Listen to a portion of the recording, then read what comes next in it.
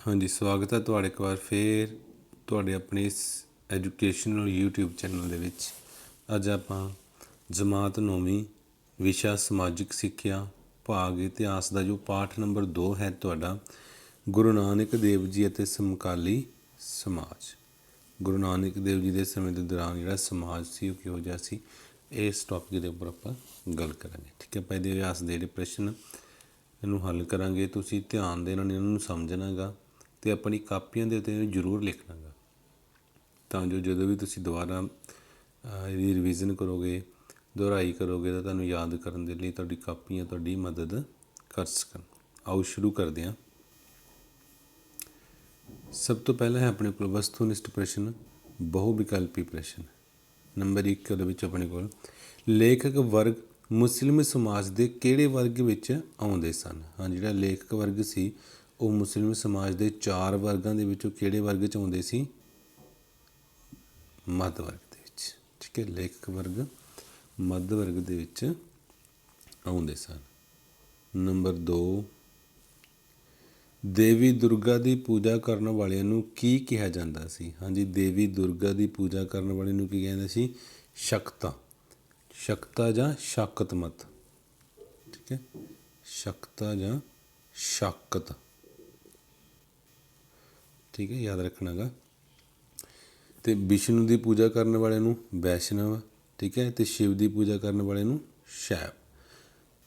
ਸੁੰਨੀ ਅਤੇ ਸੀਆ ਜਿਹੜੀਆਂ ਮੁਸਲਿਮ ਧਰਮ ਦੀਆਂ 2 ਸੰਪਰਦਾਵਾਂ ਸੀ।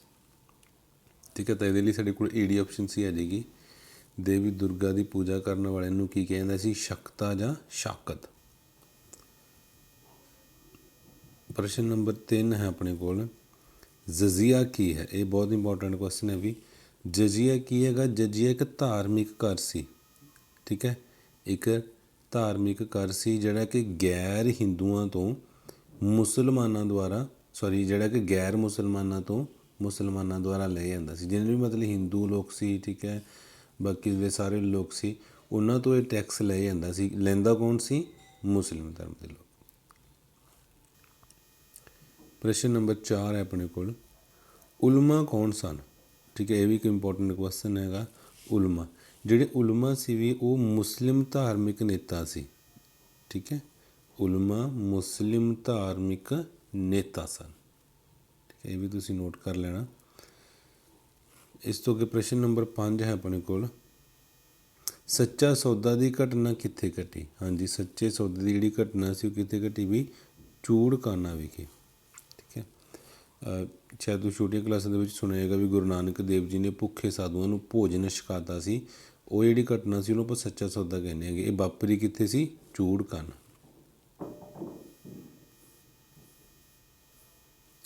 ਹਾਂਜੀ, ਇਸ ਤੋਂ ਬਾਅਦ ਆਪਣੇ ਕੋਲ ਆ ਗਈਆਂ ਖਾਲੀ ਥਾਵਾਂ। ਨੰਬਰ 1 'ਤੇ ਹੈ, ਮੁਸਲਮਾਨਾਂ ਦੀਆਂ ਸੁੰਨੀ ਅਤੇ ਡੈਸ਼ 2 ਮੁੱਖ ਸੰਪਰਦਾਵਾਂ ਸਨ। ਹਾਂਜੀ, ਸੁੰਨੀ ਅਤੇ ਸ਼ੀਆ। ਸੁੰਨੀ ਅਤੇ ਸ਼ੀਆ। ਠੀਕ ਹੈ, ਇਹ 2 ਮੁੱਖ ਸੰਪਰਦਾਵਾਂ ਸਨ। ਇਹ ਸੱਸਾ ਵੀ ਸ਼ੀਆ। ਨੰਬਰ 2 'ਤੇ ਡੈਸ਼ ਨੂੰ ਮੰਨਣ ਵਾਲੇ ਲੋਕ ਵਿਸ਼ਨੂੰ ਦੀ ਪੂਜਾ ਕਰਦੇ ਸਨ। ਹਾਂਜੀ, ਕਿਹਨੂੰ ਮੰਨਣ ਵਾਲੇ ਵੀ? ਵੈਸ਼ਨਵ ਮਤ ਨੂੰ।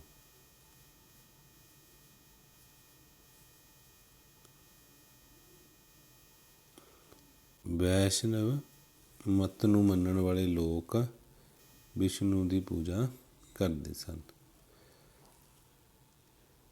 ਹਾਂਜੀ, ਨੰਬਰ 3 'ਤੇ ਆਪਾਂ ਗੱਲ ਕਰੀਏ, ਸ਼੍ਰੀ ਗੁਰੂ ਨਾਨਕ ਦੇਵ ਜੀ ਦੇ ਜੀਵਨ ਦਾ ਉਦੇਸ਼ ਡੈਸ਼ ਦਾ ਕਲਿਆਣ ਸੀ।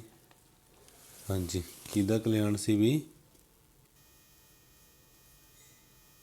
ਸਾਰੀ ਮਾਨਵਤਾ ਦਾ। ਠੀਕ ਹੈ, ਸਾਰੀ ਮਾਨਵਤਾ ਦਾ ਲਿਖ ਸਕਦੇ ਹੋ ਜਾਂ ਤੁਸੀਂ ਸਾਰੀ ਮਨੁੱਖਤਾ ਦਾ ਲਿਖ ਸਕਦੇ ਹੋ। ਨੰਬਰ 4, ਸ਼੍ਰੀ ਗੁਰੂ ਨਾਨਕ ਦੇਵ ਜੀ ਨੇ ਕਰਤਾਰਪੁਰ ਵਿੱਚ ਡੈਸ਼ ਦਾ ਸੰਦੇਸ਼ ਦਿੱਤਾ। ਹਾਂਜੀ, ਕਾਹਦਾ ਸੰਦੇਸ਼ ਦਿੱਤਾ ਵੀ? ਨਾਮ ਜਪੋ, ਕਿਰਤ ਕਰੋ ਅਤੇ ਵੰਡ ਛਕੋ। ਠੀਕ ਹੈ, ਨਾਮ ਜਪੋ,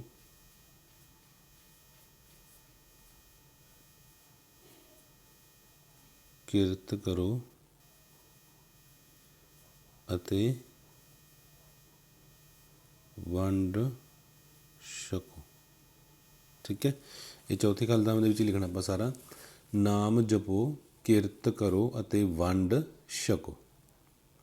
ਠੀਕ ਹੈ, ਹਾਂਜੀ। ਇਸ ਤੋਂ ਬਾਅਦ ਨੰਬਰ 5 ਆਪਣੇ ਕੋਲ, ਸੁਲਤਾਨਪੁਰ ਵਿੱਚ ਰਹਿੰਦਿਆਂ ਗੁਰੂ ਜੀ ਰੋਜ਼ ਡੈਸ਼ ਨਦੀ ਵਿੱਚ ਇਸ਼ਨਾਨ ਕਰਨ ਜਾਂਦੇ ਸੀ। ਹਾਂਜੀ, ਕਿਹੜੀ ਨਦੀ ਸੀ ਵੀ? ਨਦੀ ਦਾ ਨਾਮ ਸੀ ਵੇਈ ਨਦੀ। ਠੀਕ ਹੈ, ਵੇਈ। ਸੁਲਤਾਨਪੁਰ ਵਿੱਚ ਰਹਿੰਦਿਆਂ ਗੁਰੂ ਜੀ ਹਰ ਰੋਜ਼ ਡੈਸ਼ ਨਦੀ ਵਿੱਚ ਇਸ਼ਨਾਨ ਕਰਨ ਜਾਂਦੇ ਸੀ, ਵੇਈ ਨਦੀ ਦੇ ਵਿੱਚ। ਠੀਕ ਹੈ, ਹਾਂਜੀ। ਇਸ ਤੋਂ ਬਾਅਦ ਆਪਣੇ ਕੋਲ ਮਿਲਾਨ ਨੇ। ਤਾਂ ਦੇਖੋ, ਪਾਣੀਪਤ ਦੀ ਪਹਿਲੀ ਲੜਾਈ ਕਦੋਂ ਲੜੀ ਗਈ ਸੀ ਵੀ? 1526 ਦੇ ਵਿੱਚ। ਸੱਚਾ ਸੌਦਾ ਦੀ ਘਟਨਾ ਕਿੱਥੇ ਵਾਪਰੀ ਸੀ? ਚੂੜਕਾਣਾ ਮੰਡੀ ਦੇ ਵਿੱਚ। ਸ਼੍ਰੀ ਗੁਰੂ ਅੰਗਦ ਦੇਵ ਜੀ ਦਾ ਮੁੱਢਲਾ ਨਾਮ ਕੀ ਸੀ? ਭਾਈ ਲਹਿਣਾ। ਅਤੇ ਗੁਰੂ ਨਾਨਕ ਦੇਵ ਜੀ ਦਾ ਜਨਮ ਕਿੱਥੇ ਹੋਇਆ ਸੀ? ਰਾਏ ਭੋਏ ਦੀ ਤਲਵੰਡੀ ਵਿੱਚ।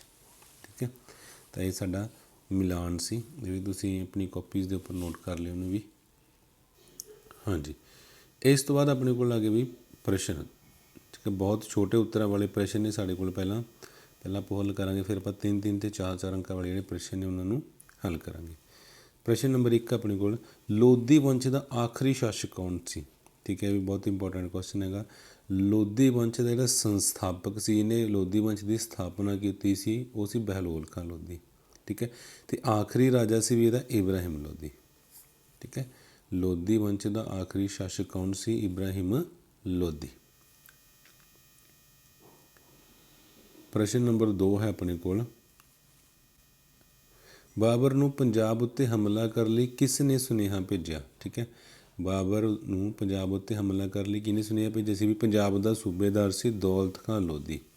ਠੀਕ ਹੈ, ਪੰਜਾਬ ਦੇ ਸੂਬੇਦਾਰ ਦੌਲਤ ਖਾਂ ਲੋਧੀ ਨੇ।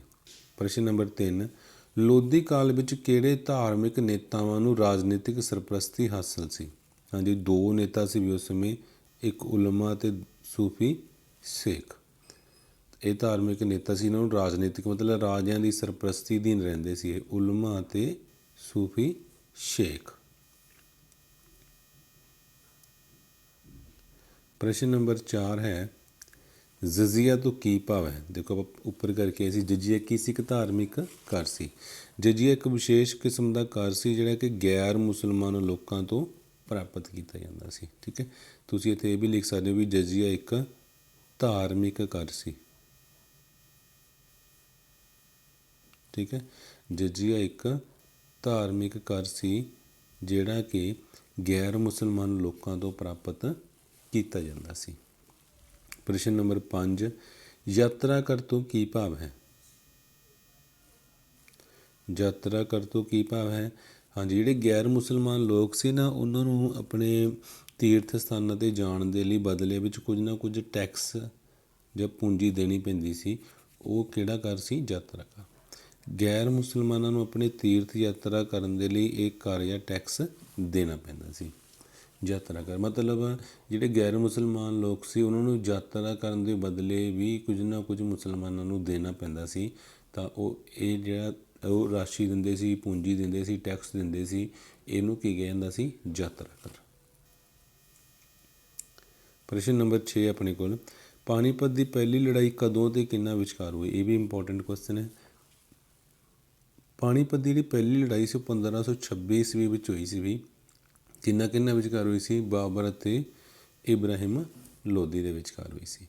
ਪਾਣੀਪਤ ਦੀ ਪਹਿਲੀ ਲੜਾਈ 1526 ਈਸਵੀ ਵਿੱਚ ਬਾਬਰ ਅਤੇ ਇਬਰਾਹਿਮ ਲੋਧੀ ਵਿਚਕਾਰ ਲੜੀ ਗਈ ਸੀ ਅਤੇ ਇਹਦੇ ਵਿੱਚ ਜੇਤੂ ਕੌਣ ਰਿਹਾ ਸੀ ਵੀ? ਬਾਬਰ। ਠੀਕ ਹੈ, ਬਾਬਰ ਇਸ ਲੜਾਈ ਦੇ ਵਿੱਚ ਜੇਤੂ ਰਿਹਾ ਸੀ। ਹਾਂਜੀ, ਇਸ ਤੋਂ ਬਾਅਦ ਆਪਣੇ ਕੋਲ ਆ ਗਿਆ ਪ੍ਰਸ਼ਨ ਨੰਬਰ 7, ਮੁਸਲਿਮ ਧਰਮ ਦੇ 2 ਮੁੱਖ ਸੰਪਰਦਾਇ ਕਿਹੜੇ ਸਨ? ਮੁਸਲਿਮ ਧਰਮ ਸੀ ਵੀ 2 ਸੰਪਰਦਾਵਾਂ ਦੇ ਵਿੱਚ ਵੰਡਿਆ ਗਿਆ ਸੀ। ਠੀਕ ਹੈ, ਉਹ ਸੀ ਇੱਕ ਤਾਂ ਸੁੰਨੀ ਅਤੇ ਦੂਸਰਾ ਸ਼ੀਆ। ਸੁੰਨੀ ਅਤੇ ਸ਼ੀਆ। ਪ੍ਰਸ਼ਨ ਨੰਬਰ 8, ਸ਼੍ਰੀ ਗੁਰੂ ਨਾਨਕ ਦੇਵ ਜੀ ਦਾ ਜਨਮ ਕਦੋਂ ਅਤੇ ਕਿੱਥੇ ਹੋਇਆ? ਠੀਕ ਹੈ, ਆਪਾਂ ਬਹੁਤ ਸ਼ੁਰੂ ਤੋਂ ਪੜ੍ਹਦੇ ਰਹੇਂਗੇ। ਸ਼੍ਰੀ ਗੁਰੂ ਨਾਨਕ ਦੇਵ ਜੀ ਦਾ ਜਨਮ 1469 ਈਸਵੀ ਨੂੰ ਰਾਏ ਭੋਏ ਦੀ ਤਲਵੰਡੀ ਅੱਜ ਕੱਲ੍ਹ ਪਾਕਿਸਤਾਨ ਵਿਖੇ ਹੋਇਆ। ਠੀਕ ਹੈ, ਸ਼੍ਰੀ ਗੁਰੂ ਨਾਨਕ ਦੇਵ ਜੀ ਦਾ ਜਨਮ 1469 ਈਸਵੀ ਵਿੱਚ ਰਾਏ ਭੋਏ ਦੀ ਤਲਵੰਡੀ ਅੱਜ ਕੱਲ੍ਹ ਨਨਕਾਣਾ ਸਾਹਿਬ ਪਾਕਿਸਤਾਨ ਵਿਖੇ ਹੋਇਆ।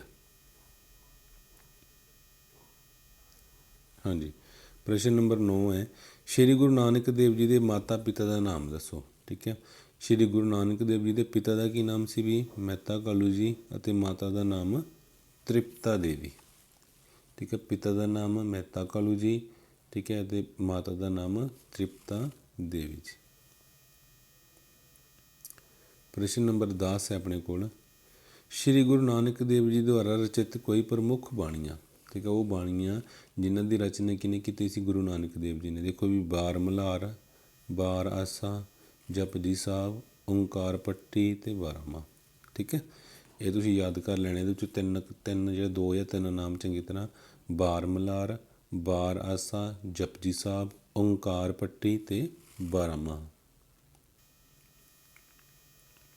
ਪ੍ਰਸ਼ਨ ਨੰਬਰ 11, ਸ਼੍ਰੀ ਗੁਰੂ ਨਾਨਕ ਦੇਵ ਜੀ ਦੁਆਰਾ ਕੀਤੀਆਂ ਯਾਤਰਾਵਾਂ ਨੂੰ ਕੀ ਕਿਹਾ ਜਾਂਦਾ ਗਾ? ਹਾਂਜੀ, ਜਿਹੜੀਆਂ ਯਾਤਰਾਵਾਂ ਗੁਰੂ ਨਾਨਕ ਦੇਵ ਜੀ ਨੇ ਕੀਤੀਆਂ ਸੀ ਉਹਨਾਂ ਨੂੰ ਕੀ ਕਿਹਾ ਜਾਂਦਾ ਸੀ? ਵੀ ਉਹਨਾਂ ਨੂੰ ਕਹਿੰਦਾ ਉਦਾਸੀਆਂ। ਠੀਕ ਹੈ, ਉਦਾਸੀਆਂ।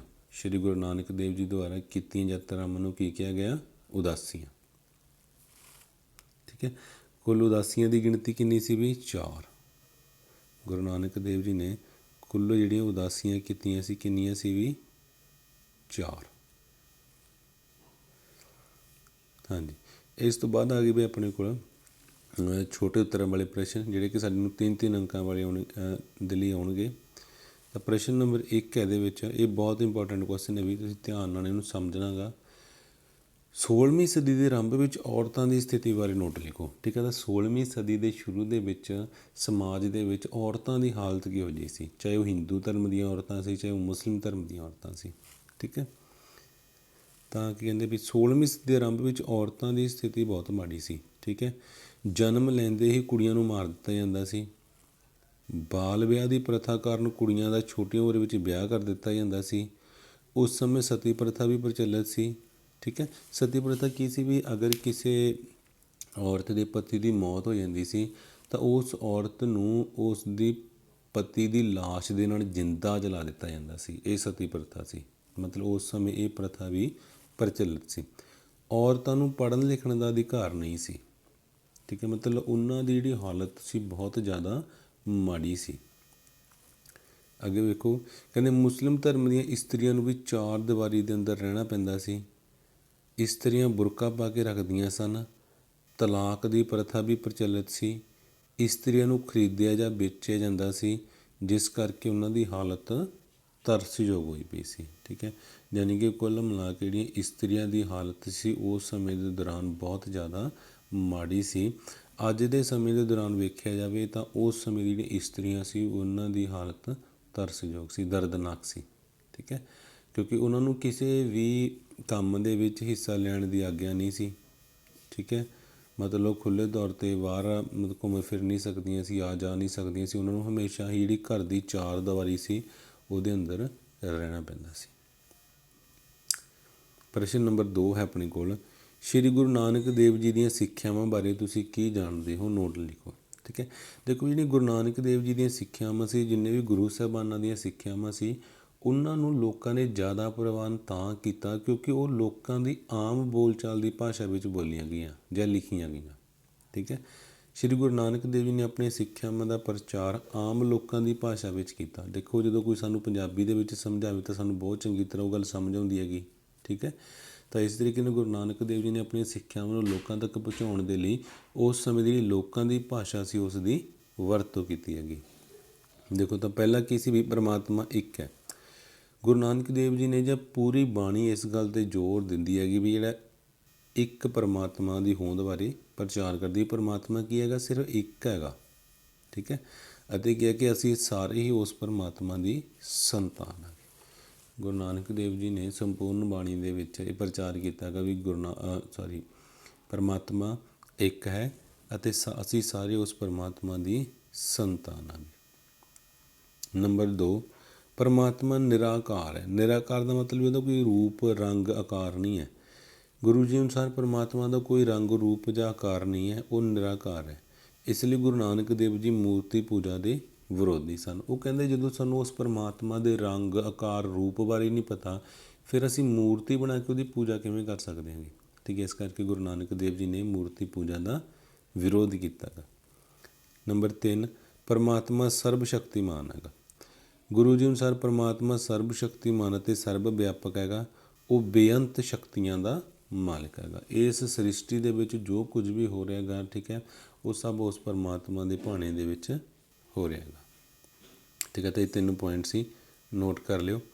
ਇਸ ਤੋਂ ਬਾਅਦ ਵੀ ਪ੍ਰਸ਼ਨ ਨੰਬਰ 3, ਲੋਧੀ ਕਾਲ ਵਿੱਚ ਮੱਧ ਵਰਗ ਉੱਤੇ ਨੋਟ ਲਿਖੋ। ਮੱਧ ਵਰਗ ਸੀ ਜਿਹੜਾ ਲੋਧੀ ਕਾਲ ਦੇ ਵਿੱਚ, ਠੀਕ ਹੈ, 3 ਵਰਗ ਸੀ, ਉੱਚ ਵਰਗ, ਮੱਧ ਵਰਗ ਅਤੇ ਨਿਮਨ ਵਰਗ। ਹੁਣ ਜਿਹੜਾ ਮੱਧ ਵਰਗ ਸੀ ਉਹਦੇ ਬਾਰੇ ਆਪਾਂ ਗੱਲ ਕਰਾਂਗੇ। ਮੁਸਲਿਮ ਮੱਧ ਵਰਗ। ਮੁਸਲਿਮ ਸਮਾਜ ਦੀ ਮੱਧ ਸ਼੍ਰੇਣੀ ਵਜ ਰੂੜੀਵਾਦੀ ਉਲਮਾ, ਸੂਫੀ, ਸ਼ੇਖ, ਪੀਰ ਅਤੇ ਸੈਯਦ ਆਉਂਦੇ ਸਨ। ਇਹਨਾਂ ਤੋਂ ਇਲਾਵਾ ਜਿਹੜੇ ਸੈਨਿਕ ਸੀ, ਕਿਸਾਨ, ਵਪਾਰੀ, ਵਿਦਵਾਨ ਅਤੇ ਲੇਖਕ ਆਦਿ ਸਾਰੇ ਵੀ ਮੱਧ ਸ਼੍ਰੇਣੀ ਦੇ ਵਿੱਚ ਆਉਂਦੇ ਸੀ। ਸਮਾਜ ਵਿੱਚ ਇਹਨਾਂ ਦਾ ਜੀਵਨ ਉੱਚ ਵਰਗ ਨਾਲੋਂ ਹੇਠਲੇ ਪੱਧਰ ਦਾ ਸੀ। ਮਤਲਬ ਇਹ ਨਿਮਨ ਵਰਗ ਦੇ ਲੋਕਾਂ ਦੇ ਨਾਲੋਂ ਚੰਗਾ ਜੀਵਨ ਬਤੀਤ ਕਰਦੇ ਸੀ। ਠੀਕ ਹੈ, ਕਿਹੜੇ ਕਿਹੜੇ ਲੋਕ ਆਉਂਦੇ ਸੀ ਇਹਦੇ ਵਿੱਚ? ਰੂੜੀਵਾਦੀ ਉਲਮਾ, ਸੂਫੀ, ਸ਼ੇਖ, ਪੀਰ, ਸੈਯਦ, ਸੈਨਿਕ, ਕਿਸਾਨ, ਵਪਾਰੀ, ਵਿਦਵਾਨ ਅਤੇ ਲੇਖਕ। ਠੀਕ ਹੈ, ਇਹਨਾਂ ਦਾ ਜਿਹੜਾ ਜੀਵਨ ਸੀ ਉੱਚ ਵਰਗ ਦੇ ਨਾਲੋਂ ਹੇਠਲੇ ਪੱਧਰ ਦਾ ਸੀ, ਪਰ ਨਿਮਨ ਵਰਗ ਦੇ ਨਾਲੋਂ ਚੰਗਾ ਸੀ। ਹਾਂਜੀ, ਪ੍ਰਸ਼ਨ ਨੰਬਰ 4, ਸ਼੍ਰੀ ਗੁਰੂ ਨਾਨਕ ਦੇਵ ਜੀ ਨੇ ਕਿਹੜੇ ਰੀਤੀ ਰਿਵਾਜ਼ਾਂ ਦਾ ਖੰਡਨ ਕੀਤਾ? ਠੀਕ ਹੈ, ਇਹ ਵੀ ਇੱਕ ਇੰਪੋਰਟੈਂਟ ਕੁਐਸਚਨ ਹੈ। ਸਭ ਤੋਂ ਪਹਿਲਾਂ ਦੇਖੋ ਵੀ ਮੂਰਤੀ ਪੂਜਾ ਆਪਾਂ ਗੱਲ ਕਰਕੇ ਆਏ ਸੀ। ਗੁਰੂ ਜੀ ਨੇ ਜਿਹੜਾ ਮੂਰਤੀ ਪੂਜਾ ਦਾ ਸਖਤ ਸ਼ਬਦਾਂ ਵਿੱਚ ਵਿਰੋਧ ਕੀਤਾ। ਉਹਨਾਂ ਨੇ ਕਿਹਾ ਪਰਮਾਤਮਾ ਨਿਰਾਕਾਰ ਹੈ, ਇਸ ਕਰਕੇ ਉਸ ਦੀ ਮੂਰਤੀ ਬਣਾ ਕੇ ਪੂਜਾ ਨਹੀਂ ਕੀਤੀ ਜਾ ਸਕਦੀ। ਹਾਂਜੀ, ਇਸ ਤੋਂ ਬਾਅਦ ਦੂਸਰੇ ਪੁਆਇੰਟ 'ਤੇ ਆਪਾਂ ਗੱਲ ਕਰੀਏ, ਜਾਤ ਪਾਤ ਦਾ ਖੰਡਨ। ਤਾਂ ਗੁਰੂ ਜੀ ਨੇ ਸਾਫ਼ ਸ਼ਬਦਾਂ ਦੇ ਵਿੱਚ ਕਿਹਾ ਸੀ ਵੀ ਅਸੀਂ ਸਾਰੇ ਜਿਹੜੇ ਇਨਸਾਨ ਹੈਗੇ ਕਿਹਦੇ ਬਣਾਏ ਹੋਏਗੇ? ਵੀ ਉਸ ਪਰਮਾਤਮਾ ਦੇ ਬਣਾਏ ਹੋਏ ਹੈਗੇ। ਜੋ ਵਿਅਕਤੀ ਜਾਤ ਦੇ ਆਧਾਰ 'ਤੇ ਵਿਤਕਰਾ ਕਰਦਾ ਹੈ ਤਾਂ ਇਸ ਦਾ ਮਤਲਬ ਉਹ ਪਰਮਾਤਮਾ ਨਾਲ ਵਿਤਕਰਾ ਕਰ ਰਿਹਾ ਹੈਗਾ। ਠੀਕ ਹੈ, ਸਤੀ ਪ੍ਰਥਾ ਦਾ ਵਿਰੋਧ। ਗੁਰੂ ਜੀ ਨੇ ਸਾਫ਼ ਸ਼ਬਦਾਂ ਦੇ ਵਿੱਚ ਸਮਾਜ ਵਿੱਚ ਪ੍ਰਚਲਿਤ ਜਿਹੜੀ ਸਤੀ ਪ੍ਰਥਾ ਸੀ ਉਹਦਾ ਜ਼ੋਰਦਾਰ ਸ਼ਬਦਾਂ ਦੇ ਵਿੱਚ ਖੰਡਨ ਕੀਤਾ। ਠੀਕ ਹੈ, ਇਸ ਤੋਂ ਬਾਅਦ ਚੌਥਾ ਪੁਆਇੰਟ ਇਹਦੇ ਵਿੱਚ ਆਪਾਂ ਲਿਖ ਸਕਦੇ ਹਾਂ, ਇਸਤਰੀਆਂ ਦੀ ਹਾਲਤ ਸੁਧਾਰਨ ਸੰਬੰਧੀ। ਗੁਰੂ ਨਾਨਕ ਦੇਵ ਜੀ ਨੇ ਇਸਤਰੀਆਂ ਦੀ ਹਾਲਤ ਸੁਧਾਰਨ ਦੇ ਲਈ ਇਸਤਰੀਆਂ ਨੂੰ ਸੰਗਤ ਅਤੇ ਪੰਗਤ ਜਿਹੜੀਆਂ 2 ਪ੍ਰਥਾਵਾਂ ਪ੍ਰਚਲਿਤ ਸੀ ਉਹਦੇ ਵਿੱਚ ਸ਼ਾਮਿਲ ਕੀਤਾ। ਗੁਰੂ ਜੀ ਨੇ ਸਾਫ਼ ਸ਼ਬਦਾਂ ਦੇ ਵਿੱਚ ਕਿਹਾ, ਕਹਿੰਦੇ ਵੀ ਸੋ ਕਿਉਂ ਮੰਦਾ ਆਖੀਏ ਜਿਤ ਜੰਮੇ ਰਾਜਾਨ, ਯਾਨੀ ਕਿ ਉਸ ਔਰਤ ਨੂੰ ਮਾੜਾ ਜਾਂ ਮੰਦਾ ਕਿਉਂ ਆਖਿਆ ਜਾਵੇ ਜਿਹੜੀਆਂ ਇਹ ਮਹਾਂਪੁਰਸ਼ਾਂ ਨੂੰ, ਠੀਕ ਹੈ, ਅਤੇ ਰਾਜਿਆਂ ਮਹਾਰਾਜਿਆਂ ਨੂੰ ਆਪਣੀ ਕੁੱਖੋਂ ਜਨਮ ਦਿੰਦੀਆਂ ਨੇ। ਠੀਕ ਹੈ, ਤਾਂ ਇਹ ਜਿਹੜਾ ਆਪਣਾ ਪਾਠ ਸੀ ਤੁਹਾਡਾ ਇਤਿਹਾਸ ਭਾਗ ਦਾ ਪਾਠ ਨੰਬਰ 2, ਇਹਦੇ ਆਪਾਂ ਅਭਿਆਸ ਦੇ ਪ੍ਰਸ਼ਨ ਤੁਹਾਡੇ ਲਈ ਹੱਲ ਕੀਤੇ ਹੈਗੇ।